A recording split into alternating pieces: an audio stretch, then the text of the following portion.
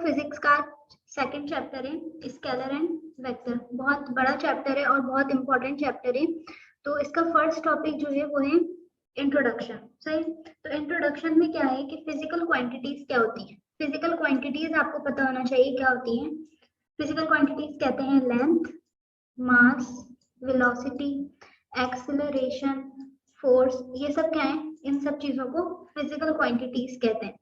Physical quantities कितने type की होती हैं? दो टाइप्स की होती हैं। एक होती है स्केलर फिजिकल क्वांटिटीज और एक होती है वेक्टर फिजिकल क्वांटिटी। अब स्केलर फिजिकल क्वांटिटी क्या होती है और वेक्टर फिजिकल क्वांटिटी क्या होती है, ये देखना है।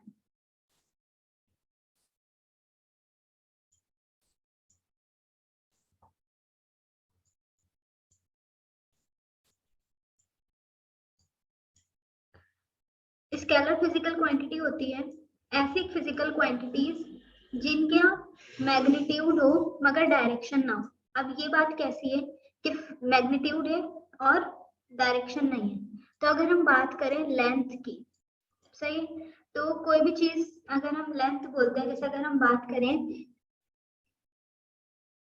किसी दुपट्टे की लेंथ की बात कर लें, ठीक है, तो उसका लेंथ है फॉर एग्जाम्पल 2 मीटर। सही।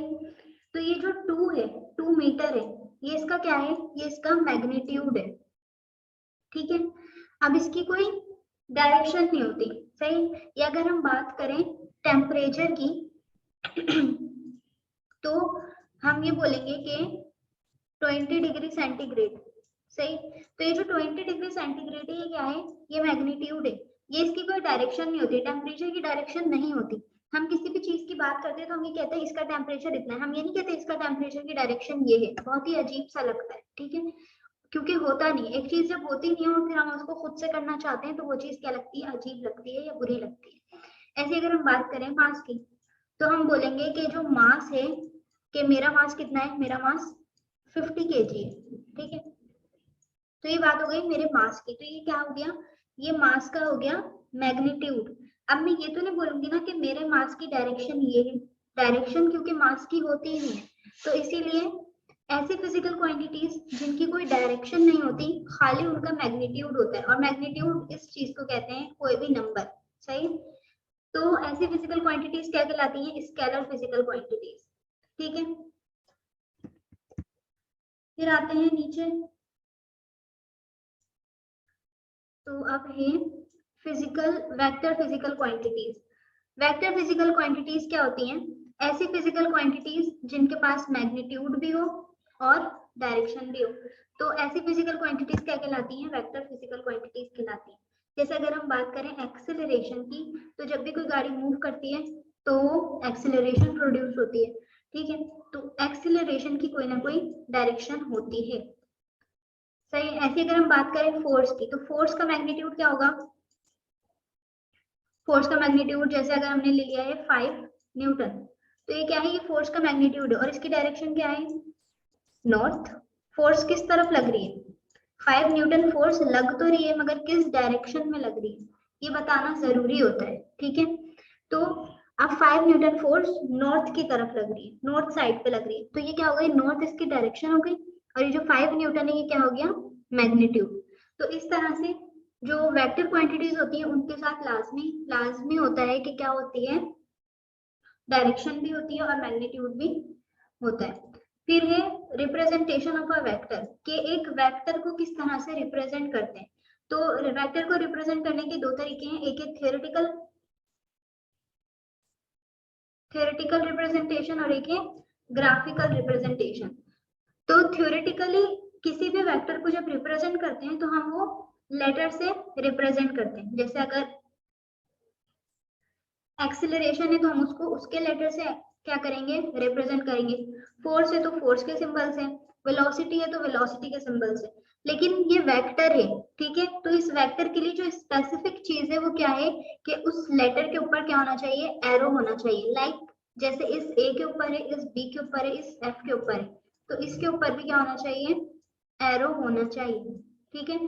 तो किसी भी सिंबल के ऊपर अगर एरो लगा हुआ है तो इट्स मीन कि वो क्या है, वो वेक्टर क्वांटिटी है। ठीक है। अब इस वेक्टर का कुछ मैग्नीट्यूड भी होता होगा ना, जैसे फोर्स का जो अगर हमने बात की, ये फोर्स की जो मैग्नीट्यूड की बात की तो 5 न्यूटन। तो हम किसी भी वेक्टर क्वांटिटी का अगर मैग्नीट्यूड बताते हैं, खाली मैग्नीट्यूड, तो हम उसको कैसे लिखेंगे? फिर हम मैग्नीट्यूड बताने के लिए उसको मॉड्यूलस में क्या कर देंगे? पैक कर देंगे।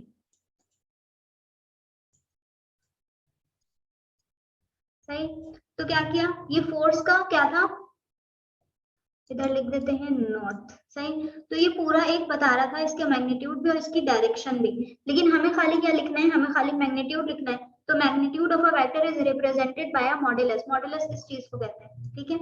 तो हम जो है किसी भी वेक्टर के मैग्नीट्यूड को किस तरह रिप्रेजेंट कर सकते हैं कि हम उस लेटर के जो है पास, उस लेटर को जो है मॉड्यूलस में क्लोज कर दें और उसके आगे उसका क्या लिखते हैं? मैग्नीट्यूड। जैसे यहाँ पे एग्जाम्पल लिखी हुई है कि डिस्टेंस, डिस्टेंस नहीं सॉरी डिस्प्लेसमेंट, तो ये डिस्प्लेसमेंट की जो मैग्नीट्यूड है वो है 50 मीटर और इसकी डायरेक्शन है नॉर्थ। तो इस 50 मीटर को हमने रिप्रेजेंट किया, मैग्नीट्यूड बताया तो हमने क्या लगा लिया? मॉड्यूलस लगा लिया। सही। ये हो गई थ्योरेटिकल रिप्रेजेंटेशन। सही। फिर है ग्राफिकल रिप्रेजेंटेशन। तो ग्राफिकल रिप्रेजेंटेशन कैसी होती है? ग्राफिकल रिप्रेजेंटेशन में जो है हम कोई भी स्ट्रेट लाइन बनाते हैं और उसके साथ क्या लगा देते हैं? एरो लगा देते हैं। तो ये जो स्ट्रेट लाइन है ये किस चीज को शो कर रही है? ये उसका मैग्नीट्यूड को शो कर रही है। फॉर एग्जाम्पल ये जो एरो है ये 20 सेंटीमीटर है। अब हम इतने उस पे इतने बड़े पे 20 सेंटीमीटर नहीं बना सकते, पर हम उसको मेंशन कर सकते हैं कि ये 20 सेंटीमीटर है। तो ये 20 सेंटीमीटर जो लेंथ हो गई क्या हो गई? ये इसका मैग्नीट्यूड हो गया। अब अगर मैं एक 5 सेंटीमीटर का बनाऊंगी तो इस तरह से, मतलब कि मैंने 5 सेंटीमीटर के लिए क्या किया? ये 5 सेंटीमीटर लेंथ ड्रॉ की और ये जो एरो है किस चीज को शो कर रहा है? ये शो कर रहा है डायरेक्शन को, ठीक है। तो इस तरह से हम किसी भी वेक्टर को क्या करते हैं? ग्राफिकली रिप्रेजेंट करते हैं। अब ये जो ये वाला पार्ट होता है एरो के अंदर, सही है, इसको कहते हैं टेल और इसको कहते हैं हेड। आपको ये चीज पता होनी चाहिए क्योंकि जब आप आगे जो है डेरिवेशन करेंगे हेड टू टेल रूल वाली, तो उसमें फिर आपको इस चीज का पता होना चाहिए कि कौन सा पार्ट हेड कहलाता है और कौन सा पार्ट टेल कहलाता है। ठीक है, यहाँ पे रिप्रेजेंटेशन ऑफ वेक्टर भी हो गया कंप्लीट। अब रहता है टाइप्स ऑफ वेक्टर। वेक्टर्स की टाइप्स होती हैं, वेक्टर्स की टाइप्स होती है, ठीक है। वेक्टर्स कितने टाइप्स के होते हैं? एक होता है पैरेलल वेक्टर, ठीक है। फर्स्ट है पैरेलल वेक्टर। पैरेलल वेक्टर क्या होता है? ऐसा वेक्टर, जब भी हम वेक्टर की टाइप्स की बात करते हैं तो हम सिंगल वेक्टर को नहीं लेते, हम दो वेक्टर्स को सामने रखते हुए बात करते हैं, ठीक है। तो ऐसे वेक्टर्स, दो वेक्टर्स जिनकी आपस में क्या हो? डायरेक्शन सेम हो, बट उनका जो मैग्नीट्यूड है वो सेम ना हो, वो डिफरेंट हो। फॉर एग्जाम्पल यहाँ पे एक बना हुआ है, तो इस वेक्टर को नाम दिया वेक्टर ए और इसको नाम दिया वेक्टर बी। अब आप इन दोनों की लेंथ देख लें, दोनों की लेंथ क्या है? दोनों की लेंथ चेंज है। तो मतलब कि लेंथ क्या होती है? लेंथ ही मैग्नीट्यूड होता है। फॉर एग्जाम्पल अगर इसका मैग्नीट्यूड 4 होगा तो इसका मैग्नीट्यूड 6 होगा, सही है, क्योंकि इसकी लेंथ ज्यादा है, इसकी लेंथ कम है। तो दोनों की मैग्नीट्यूड क्या हो गया? चेंज हो गया, जो कि हमारे डेफिनेशन में है कि but not same magnitude, but direction is same. Direction कैसे सेम है? ये वाले वेक्टर की डायरेक्शन भी यहाँ है और ये वाले वेक्टर की डायरेक्शन भी यही है। तो इस तरह से डायरेक्शन क्या हो गई? सेम हो गई, बट मैग्नीट्यूड क्या हो गया? डिफरेंट। तो ऐसे वेक्टर्स जिनकी डायरेक्शन क्या हो? सिमिलर हो, बट जो मैग्नीट्यूड है वो क्या हो? डिफरेंट हो, तो ऐसे वेक्टर्स क्या कहलाते हैं? Parallel vectors. सही है। पैरेलल क्यों? पैरेलल कोई चीज कब होती है? अगर हम बात करें ऐसे और ऐसे, मतलब नीचे वाले के ऊपर, ऊपर ही है बिल्कुल। वेट वेट, एक मिनट रुके। सही, पता नहीं क्या हो गया था। खैर, तो अगर जो है ये एक वेक्टर है, सही, एक चीज पहले से समझे जमीन के ऊपर रखी हुई है और उसके ऊपर एक और चीज रख दी गई, तो ये क्या हो गया? ये पैरेलल हो गया। सही। अब एक चीज ऐसे रखी हुई है और एक चीज ऐसे आ गई, तो इस चीज को कहते हैं परपेंडिकुलर। सही, इसको कहते हैं परपेंडिकुलर और इसको कहते हैं पैरेलल। ये चीज आपको याद रखनी पड़ेगी, ठीक है। तो ये दोनों क्या है, ये दोनों पैरेलल है, पैरेलल है तभी तो डायरेक्शन सेम है। अगर एक वेक्टर की डायरेक्शन ये होती और दूसरे वेक्टर की डायरेक्शन ये होती तो ये वेक्टर्स क्या होते हैं, परपेंडिकुलर होते, सही है। मगर ये वाले जो है ये क्या है, ये पैरेलल है। फिर दूसरा वेक्टर है एंटी पैरेलल। एंटी का वर्ड क्या होता है, एंटी का मतलब क्या होता है,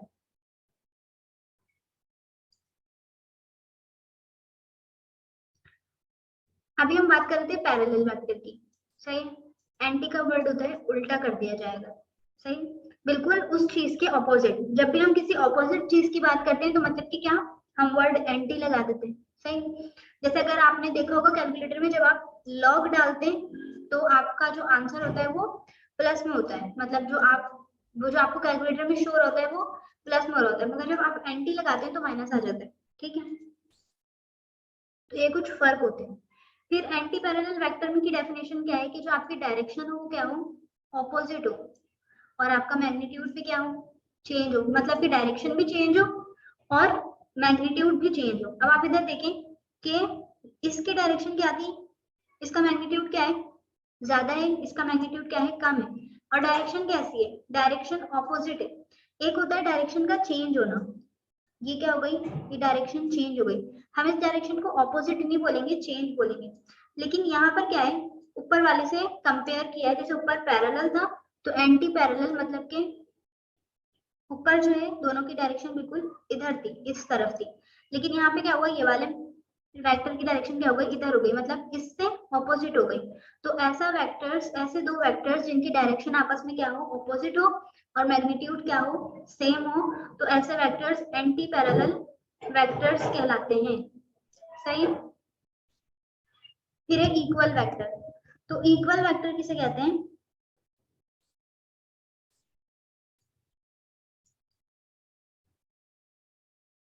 इक्वल वेक्टर में जो है आपका मैग्नीट्यूड भी सेम होगा और आपकी डायरेक्शन भी सेम होगी, तभी तो दो वेक्टर्स बिल्कुल इक्वल कहलाए जाएंगे। फॉर एग्जांपल ये वाला एक वेक्टर है, इसका मैग्नीट्यूड कितना है, इतना है, और नीचे वाले वेक्टर का भी मैग्नीट्यूड क्या है, बिल्कुल सेम है, और दोनों की डायरेक्शन भी क्या है, इस तरफ है। तो मतलब कि ये दोनों वेक्टर्स क्या है, बिल्कुल इक्वल है, तो हम इनको कहेंगे इक्वल वेक्टर, ठीक है। फिर है नेगेटिव वेक्टर या नेगेटिव वेक्टर।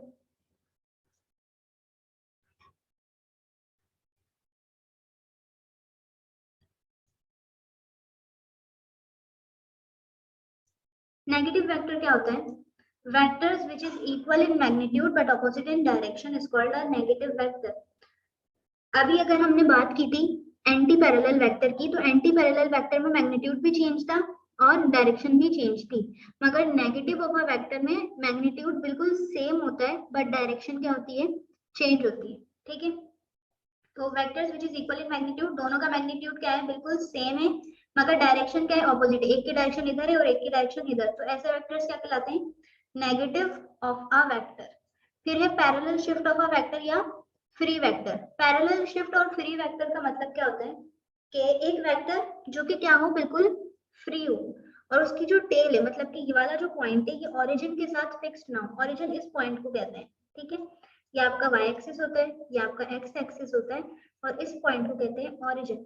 तो ये जो आपके वेक्टर की टेल है ये ओरिजिन के साथ फिक्स्ड ना हो, सही। तो ऐसा वेक्टर पैरेलली मूव कर सकता है, सही, कि मतलब कि अभी ये समझे ये वेक्टर था जो इस तरफ था, ये दोनों वेक्टर एक ही हैं, ये शिफ्ट हो गया इधर, ठीक है। तो ऐसे वेक्टर जो पैरेलली क्या हो जाए, खुद ही से शिफ्ट हो जाए, तो ऐसे ऐसे वेक्टर को क्या कहते हैं, फ्री वेक्टर। जैसे ये रेड वाला देखें कि ये वाला वेक्टर क्या था, वेक्टर ए था, और ये फ्री वेक्टर था, इसने पैरेलल मूव किया, मतलब कि अगर हम देखें तो ये दोनों की डायरेक्शन क्या है, बिल्कुल पैरेलल है, तो इसने पैरेलल शिफ्ट किया इधर और ये इधर आ गया। तो ऐसे वेक्टर्स जो इटसेल्फ पैरेलल शिफ्ट कर जाए, डिस्प्लेस्ड हो जाए, ऐसे वेक्टर्स को कहते हैं फ्री वेक्टर, सही। और इनकी जो टेल होती है वो कभी भी फिक्स्ड नहीं होती ओरिजिन के साथ। फिर है नल या एम्प्टी वेक्टर। तो ऐसे वेक्टर्स जिनका मैग्नीट्यूड क्या हो, जीरो, ऐसे वेक्टर्स क्या कहलाते हैं, नल वेक्टर। अब ऐसा कैसे हो सकता है कि किसी भी वेक्टर का मैग्नीट्यूड क्या हो, जीरो हो। तो नल वेक्टर हमेशा ऑब्टेन्ड होता है दो वेक्टर्स के ऐड होने से, ठीक है। तो अब नल वेक्टर में क्या होता है, जो दोनों का मैग्नीट्यूड होता है वो बिल्कुल सेम होता है, बट डायरेक्शन क्या होती है, ऑपोजिट्स होती है। फॉर एग्जाम्पल ये जो ए वेक्टर है इसका मैग्नीट्यूड क्या है, इतना है, और बी का भी सेम है, बट डायरेक्शन क्या है, चेंज है, एक की ये रही और एक की ये रही। डायरेक्शन चेंज होने की वजह से एक वेक्टर पॉजिटिव हो जाता है और एक वेक्टर नेगेटिव हो जाता है। सही, अब दोनों का जो मैग्नीट्यूड है वो फॉर एग्जाम्पल 10 सेंटीमीटर है। सही, तो अब हम क्या करेंगे, हमने ए लिया, ऐड किया माइनस बी के साथ, क्यों, क्योंकि ऑपोजिट डायरेक्शन में था। अब जब ए पॉजिटिव है तो इसका tan भी पॉजिटिव होगा, लेकिन जब बी नेगेटिव है तो इसका जो tan है वो भी क्या होगा, नेगेटिव होगा। इसका tan नेगेटिव है, ठीक है, बीच में पॉजिटिव का साइन है क्योंकि ऐड हो रहे हैं, तो फिर क्या होगा, positive negative minus plus minus हो जाएगा और tan माइनस होंगे तो 0। तो इस तरह से इस वेक्टर का मैग्नीट्यूड क्या आ गया, 0 सेंटीमीटर। तो नल वेक्टर दो ऐसे वेक्टर्स को ऐड करके बनाया जाता है जिनका मैग्नीट्यूड बिल्कुल सेम होता है बट डायरेक्शन ऑपोजिट होती है, तभी कोई भी वेक्टर नल या एम्प्टी होता है, ठीक है। फिर है पोजीशन वेक्टर। पोजीशन वेक्टर क्या होता है, पोजीशन वेक्टर जो है उसका वेक्टर की टेल हमेशा ओरिजिन के साथ फिक्स्ड होती है। सही, तो vector which is used to specify the direction of a given point, ऐसा वेक्टर जो किसी भी पॉइंट की डायरेक्शन को स्पेसिफाई कर रहा हो और बिल्कुल फिक्स्ड हो ओरिजिन के साथ, या ओरिजिन, या इसको हम ऐसे कह सकते हैं कि जैसे कोई पॉइंट है, जैसे यहाँ पे पॉइंट है, तो कोई भी ऐसा वेक्टर जो ओरिजिन से स्टार्ट हो और उस पॉइंट तक की डायरेक्शन बताए, जैसे ये अगर कोई पॉइंट यहाँ होता तो ये इधर ओरिजिन से स्टार्ट होगा और इस पॉइंट तक की डायरेक्शन बताएगा। अगर कोई यहाँ भी होगा तो वो यहाँ से स्टार्ट होगा और यहाँ तक की डायरेक्शन बताएगा। तो इसमें जो स्पेसिफिक चीज है वो क्या है कि वो ओरिजिन से बताएगा, सही है, उस पॉइंट तक। तो ऐसा वेक्टर क्या कहलाएगा, पोजीशन वेक्टर कहलाएगा। फिर लास्ट है यूनिट वेक्टर। यूनिट वेक्टर सबसे इंपॉर्टेंट है और बिल्कुल याद रखने वाली चीज है। अभी तक आपने जितने भी वेक्टर पढ़े, parallel vector, anti parallel vector, equal vector, negative of a vector और नल और एम्प्टी वेक्टर या पोजीशन वेक्टर, तो इन सारे वेक्टर्स में जो है कोई भी वेक्टर ऐसा नहीं था जो डायरेक्शन को बता रहा हो, ठीक है। सब क्या बता रहे थे कि पॉजिटिव, वो नेगेटिव किस तरह से होता है वेक्टर, पैरेलल किस तरह से होता है, एंटी पैरेलल में क्या होता है, ये सारी बातें हो रही थी, मगर ये किसी ने भी नहीं बताया कि डायरेक्शन किस तरह से पता चलेगी। तो डायरेक्शन को बताने वाली कौन सी चीज है, वो है यूनिट वेक्टर। यूनिट वेक्टर का जो मैग्नीट्यूड होता है ना वो हमेशा 1 और यूनिटी होता है। क्यों होता है ये 1 और यूनिटी, क्योंकि 1 एक ऐसा वाहिद नंबर है कि जब वो किसी भी चीज के साथ मल्टीप्लाई होता है किसी भी नंबर के साथ तो वो सेम रहती है। सही, इस तरह से हम किसी भी वेक्टर की डायरेक्शन भी मालूम कर सकते हैं और उसका मैग्नीट्यूड भी चेंज नहीं होगा। सही, तो इसीलिए क्या होता है, यूनिट वेक्टर बनाया गया, यूनिट वेक्टर को बताया गया कि यूनिट वेक्टर क्या है, यूनिट वेक्टर का मैग्नीट्यूड क्या होना चाहिए, 1 या यूनिटी होना चाहिए, यूनिटी का मतलब भी 1 ही होता है। तो फिर इस तरह से क्या कर सकता है, किसी भी वेक्टर की डायरेक्शन को बता सकता है। तो unit vector is represent by small letter with a head on it like a b etcetera. तो यूनिट वेक्टर को रिप्रेजेंट कैसे करते हैं, by a small letter. Small letter से अगर हम फोर्स की बात करेंगे तो हम फोर्स पे स्मॉल लेटर एफ लगाएंगे और इसके ऊपर एक हेड होना चाहिए। तो ये जो हेड होता है स्मॉल लेटर के ऊपर, ये किस चीज को रिप्रेजेंट करता है कि ये यूनिट वेक्टर है। फॉर एग्जाम्पल ए वेक्टर है, उसका मैग्नीट्यूड है 50 यूनिट्स और नॉर्थ क्या है, डायरेक्शन। तो ये ए ऐसे ही रहा और इसको हमने बताया था पहले भी ऊपर कि मैग्नीट्यूड को हम वेक्टर के मॉड्यूलस के अंदर बन करके बता सकते हैं। तो ये क्या हो गया, मैग्नीट्यूड, और इस डायरेक्शन की जगह हमने क्या लिख लिया, स्मॉल ए और उसके ऊपर हेड है। तो क्या हो गया, यूनिट वेक्टर। अब हमें यूनिट वेक्टर के ऊपर सेट करके एक फॉर्मूला बनाना है, तो हम इस वाले ए को इधर नीचे भेज देंगे, तो ये कुछ ऐसा हो गया।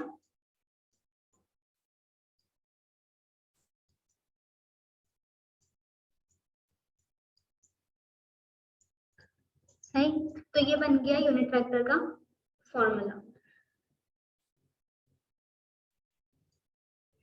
फिर है unit vector is obtained by dividing a vector with its own magnitude. अभी जो फॉर्मूला बताया वही है कि यूनिट वेक्टर को कैसे ऑब्टेन कर सकते हैं, by dividing a vector, vector को डिवाइड कर दिया जाए उसी के अपने मैग्नीट्यूड से।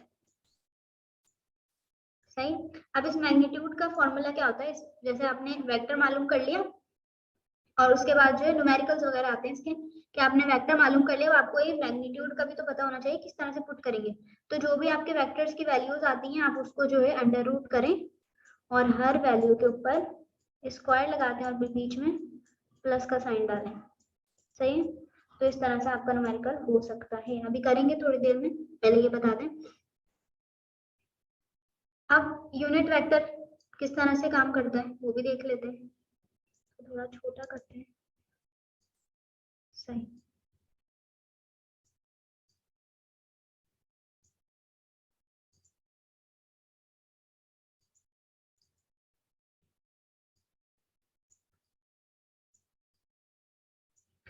सही। तो जैसे ये हमारा वाई एक्सिस होता है, ये हमारा एक्स एक्सिस होता है और ये हमारा जेड एक्सिस होता है। ठीक है, तो जिस तरह से ये एक्स वाई जी चलता है ना, वैसे ही हम यूनिट वेक्टर को रिप्रेजेंट करते हैं आई जे और के से। फॉर एग्जाम्पल अगर आपको न्यूमेरिकल में क्वेश्चन दिया जाता है, आता है कि फोर्स का जो है 5 न्यूटन फोर्स एक्स एक्सिस पे लग रही है। ठीक है, तो आप किस तरह से समझेंगे कि फोर्स है जो 5 न्यूटन लग रही है, आप एक्स एक्सिस में लिखेंगे, आप लिख देंगे आई। ये आई किस चीज को रिप्रेजेंट कर रहा है, ये आई रिप्रेजेंट कर रहा है एक्स एक्सिस को, ये जे रिप्रेजेंट कर रहा है वाई एक्सिस को और ये के रिप्रेजेंट कर रहा है के एक्सिस को। ठीक है, समझ आ गया इतना। अब इसके बाद जो है कुछ न्यूमेरिकल्स करते हैं, पहले इसको बंद करते हैं और न्यूमेरिकल्स के लिए कुछ सेटअप लगाते हैं। 1 मिनट। तो हमारा न्यूमेरिकल है determine the unit vector perpendicular to the plane of a की वैल्यू दी हुई है 2i 6j माइनस 3k और बी की दी हुई है 4i plus 3j minus k। तो हमें क्या मालूम करना है, हमें यूनिट वेक्टर मालूम करना है। यूनिट वेक्टर क्या होता है, हमने अभी पढ़ा था कि यूनिट वेक्टर का फॉर्मूला होता है, यूनिट वेक्टर के ऊपर जो है हेड होता है। ठीक है, तो यूनिट वेक्टर का फॉर्मूला है सी वेक्टर अपॉन सी का मैग्नीट्यूड। ठीक है, तो ये जो सी है ये वेक्टर है और ये इसका मैग्नीट्यूड है। तो हमें यूनिट वेक्टर मालूम करने के लिए सबसे पहले हमें क्या पता होना चाहिए, सी का वेक्टर। लेकिन हमारे क्वेश्चन में हमें सिर्फ ए एंड बी वेक्टर दिया है, सी वेक्टर नहीं दिया है। तो फिर हम सी वेक्टर को मालूम करने के लिए ए इंटू बी को क्या करेंगे, मल्टीप्लाई करेंगे। तो इसको देखते हैं, पहले हम क्या बनाएंगे, पहले हम डेटा बनाएंगे। सबसे पहले डेटा बनाएंगे और उसके बाद ए को जो है वैल्यूज लिखेंगे वैसी बिल्कुल जैसे दी हुई हैं, बी की भी बिल्कुल वैसी लिखेंगे एंड जो है यूनिट वेक्टर मालूम करना है तो बिल्कुल उस तरह से लिख देंगे। फिर उसके बाद सॉल्यूशन लिखेंगे और अपना फॉर्मूला लिखेंगे। फॉर्मूला लिखने के बाद हम सबसे पहले क्या फाइंड आउट करेंगे, सी का वेक्टर। तो उसके लिए हेडिंग डालेंगे 4c वेक्टर। तो इसका फॉर्मूला है c is equals to a vector into b vector. तो ये आपने जो है उसमें भी किया होगा मैट्रिक्स में, तो हम इसको करेंगे।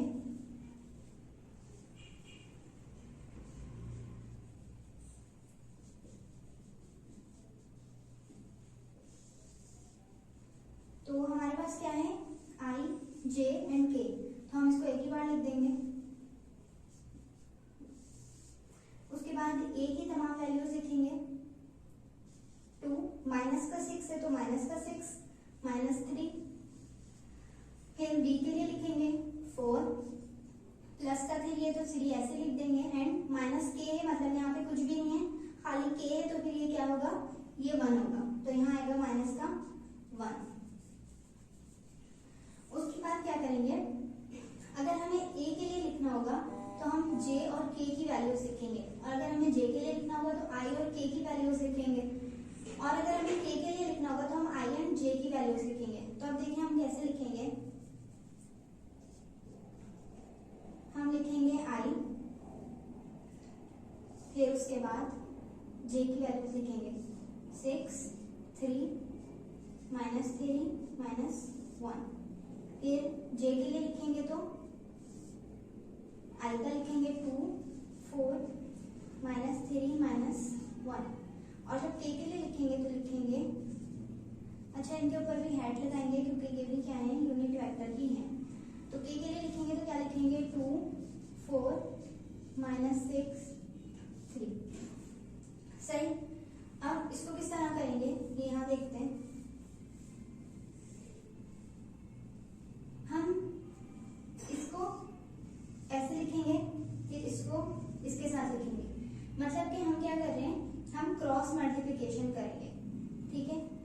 पे इस 6 को इस 1 के साथ मल्टीप्लाई करेंगे और इस 3 को इस माइनस के 3 के साथ क्रॉस मल्टीप्लिकेशन।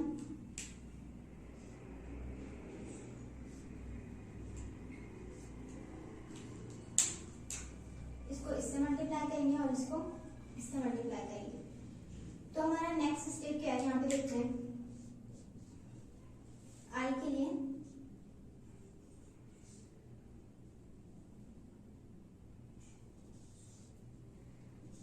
माइनस का 6 है मल्टीप्लाई -1, ठीक है। फिर इन दोनों के बाद बीच में क्या डालेंगे, माइनस डालेंगे, ये हमारे रूल है, ठीक है। तो माइनस का 6 माइनस का 1 फिर माइनस डाला 3 मल्टीप्लाई माइनस का 3 ब्रैकेट क्लोज। फिर उसके बाद जे के लिए इसको भी ऐसे ही करेंगे 2 ब्रैकेट क्लोज माइनस का 1 फिर माइनस फिर 3 4, ठीक है। फिर उसके बाद ब्रैकेट क्लोज एंड के लिए लिखेंगे सेम वैसी 2 4 माइनस -6 4। अब हमारा नेक्स्ट स्टेप क्या है उसको देखते हैं। तो अब हम क्या करेंगे, हम इसको इससे मल्टीप्लाई करेंगे और इस ये वाला स्टेप जो है मोस्ट इम्पोर्टेंट है और यहाँ पे हमें बहुत ही ध्यान से करना होगा क्योंकि यहाँ पे जो हमारी साइंस है ये इनमें जरा सी भी क्या नहीं आनी चाहिए, मिस्टेक नहीं आनी चाहिए। तो अब हम इस 6 को इसके साथ माइनस मल्टीप्लाई करेंगे क्योंकि ब्रैकेट लगा हुआ है और माइनस माइनस क्या हो जाएगा प्लस। तो यहाँ पे माइनस माइनस प्लस एंड 6 1 जा 6। तो यहाँ पे जो हमारा 6 आएगा वो किस चीज का आएगा, प्लस का आएगा। फिर माइनस माइनस प्लस 3 3 जा 9, यह क्या आ गया हमारा आई। अब हम सेम काम जे के लिए भी करेंगे।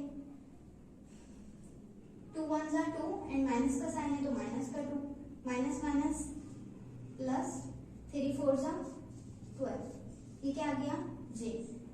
अब के लिए 2 4 जा 8 माइनस माइनस प्लस 6 4 जा 24, ये क्या आया है के। फिर इसके बाद का जो स्टेप है वो है दोनों को क्या कर देंगे, प्लस कर देंगे। 6 + 9 15 आई, ठीक है। अब यहाँ पे कौन सा साइन आएगा वो ये चीज डिसाइड करेगी। तो माइनस प्लस क्या होता है, माइनस होता है। तो जब माइनस प्लस माइनस होता है तो 12 में से 2 क्या होगा, माइनस होगा और यहाँ पे क्या आ जाएगा 10 जे। और क्योंकि बड़ी वैल्यू के साथ प्लस का साइन है इसीलिए यहाँ पे क्या आएगा प्लस। फिर है 8 + 24 कितना हो जाएगा 30 और क्योंकि बड़ी वैल्यू के साथ प्लस का साइन है इसीलिए प्लस के। तो ये हमारा क्या आ गया सी वेक्टर। और हमारा फॉर्मूला क्या था, हमारा फॉर्मूला था, यहाँ पे फॉर्मूला लिख लेते हैं सही। तो हमारे पास सी वेक्टर आ गया है। अब हमें क्या लेना है, ये लेना है। तो जब भी हम मैग्नीट्यूड ऑफ वेक्टर लेते हैं तो उसके लिए हम क्या करते हैं, मैग्नीट्यूड ऑफ वेक्टर के लिए हम हमारा जो भी वेक्टर आता है उसी को अंडर रूट ले लेते हैं और वैल्यूज को स्क्वायर कर लेते हैं सही। तो अब हम क्या करेंगे, हम यहाँ पे यूनिट वेक्टर मालूम करेंगे। तो हमारा इस वैल्यू में हम ये वाली वैल्यूज पुट करेंगे इस सी वेक्टर में। तो 15 आई प्लस 10 जे प्लस 30 के और अपॉन करके अंडर रूट लेंगे और उसके बाद इन ब्रैकेट्स में ये वैल्यूज पुट करेंगे। तो 15 के ऊपर स्क्वायर आ जाएगा, 10 के ऊपर स्क्वायर आ जाएगा एंड 30 के ऊपर भी स्क्वायर आ जाएगा। अब हम इसको सॉल्व करेंगे। ऊपर वाली चीज वैसे ही रहेगी, ये चीज बिल्कुल डन है, इसको ऐसे रखेंगे। इस चीज को क्या करना है, सॉल्व करना है। इसको कैसे सॉल्व करेंगे, हम सबसे पहले क्या करेंगे 15 का स्क्वायर लेंगे।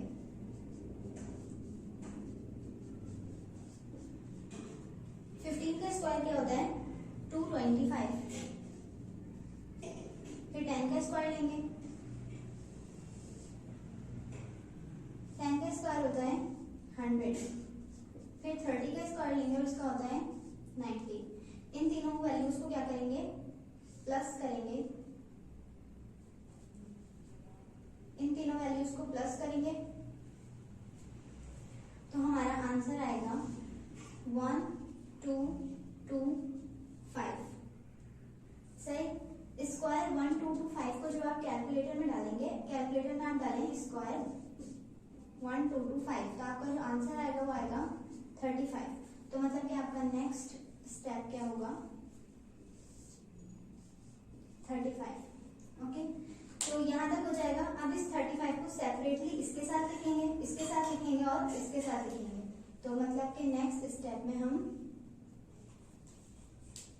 35 15 I upon 35, 10 J upon 35 and 30 K upon 35। अब देखेंगे कि ये जो 15 और 35 है ये सेम टेबल से कट सकता है, तो काट देंगे। तो 5 7 जा 35, 5 3 जा 15, 5 7 जा 35, 5 2 जा 10, 5 7 जा 35, 5 6 जा 30। तो हमारा आंसर आ जाएगा 3 upon 7 I plus 2 upon 7 J plus 6 upon 7 K।